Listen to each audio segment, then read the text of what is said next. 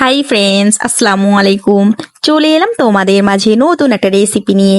Thumbnail দেখে নিশ্চয়ই বুঝতে পারছো আজ আমি তোমাদের সাথে কি শেয়ার করতে যাচ্ছি। আজকের পর্বে সহজভাবে মিষ্টি কুমড়া দিয়ে একটা অসাধারণ মিষ্টি কুমড়ার ভাজি বানিয়ে দেখাবো। আজকের রেসিপিটা তোমাদের ভীষণ ভালো লাগবে। আর এরকম নিত্য নতুন রেসিপিগুলো পেতে আমার চ্যানেলকে সাপোর্ট করে পাশে থাকবে। তো ফ্রেন্ডস, কথা না বাড়িয়ে শুরু করা যাক। এখানে আমি মিষ্টি কুমড়ার খোসা ছাড়িয়ে নিয়ে মিষ্টি কুমড়োগুলোকে একই পুরুত্ব রেখে চিকন চিকন স্লাইস করে কেটে নেব।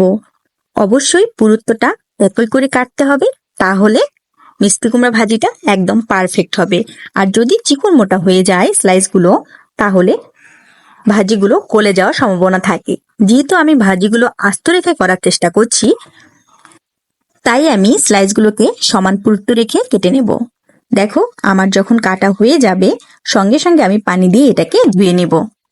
এভাবে আমি 3-4 বার করে পানি পাল্টিয়ে মিষ্টি কুমড়োগুলোকে ধুয়ে নিয়েছি। এই ভাজিটা করার জন্য আমি এখানে 3টা পেঁয়াজ, 6-7টা কাঁচা মরিচ আর 3টা রসুনের কোয়া নিয়েছি। এইগুলোকে খুব সুন্দরভাবে কুচি কুচি করে আমি কেটে নেব। যখন আমার সবগুলো উপকরণ কাটা হয়ে যাবে, সবগুলোকে একসঙ্গে সাইডে সরিয়ে রেখে আমি এবার রান্নার জন্য চলে যাব। এবার আমি চুলায় প্যান বসিয়ে দিয়ে পরিমাণ মতো তেল দিয়ে কেটে ধুয়ে রাখা পেঁয়াজের টুকরা এবং মরিচগুলোকে আমি এর মধ্যে দিয়ে দেব। যখন একটু হালকা ব্রাউন হয়ে যাবে, তখন আমি এর মধ্যে ধুয়ে রাখা মিষ্টি কুমড়ার স্লাইসগুলোকে দিয়ে দেব। একটু হালকা নেড়েচেড়ে দিতে হবে। পেঁয়াজ মরিচের সাথে ভালোভাবে মিষ্টি কুমড়াগুলো একটু মিশিয়ে নিয়ে এখানে আমি 1 চামচ হলুদ দিচ্ছি আর স্বাদ মতো লবণ দিয়ে দেব।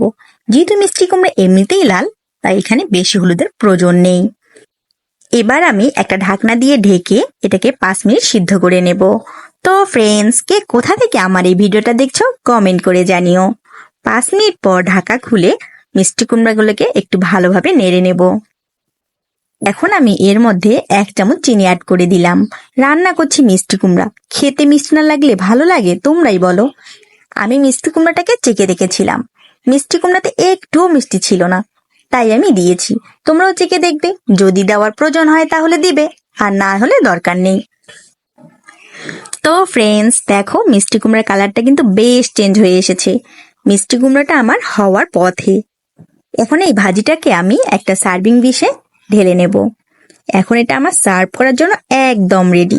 কতটা পারফেক্ট আর কতটা আকর্ষণীয় লাগছে, তাই না ফ্রেন্ডস? দেখেই জিভে জল চলে আসছে। এটা কিন্তু গরম ভাতের সাথে বলো আর রুটির সাথেই বলো, খেতে কিন্তু ভীষণ মজার হবে। তো ফ্রেন্ডস, দেখো স্লাইসগুলো কিন্তু একটু ভেঙে যায়নি, একদম আস্তে আস্তে গোটা গোটা আছে। তো কেমন লাগলো আজকের রেসিপিটা? যদি ভালো লেগে থাকে লাইক, কমেন্ট, শেয়ার করতে ভুলো না। আর এরকম নিত্য নতুন রেসিপিগুলো পেতে আমার চ্যানেলের সাথেই থাকো। যারা যারা আমার চ্যানেলটাকে সাবস্ক্রাইব করে দিয়েছো তাদেরকে অসংখ্য ধন্যবাদ। আর যারা এখনো পর্যন্ত আমার চ্যানেলটা সাবস্ক্রাইব করোনি, তারা খুব দ্রুত সাবস্ক্রাইব করে দেবে। তো ফ্রেন্ডস, আজ এই পর্যন্তই। আগামীতে দেখা হবে। আল্লাহ হাফিজ।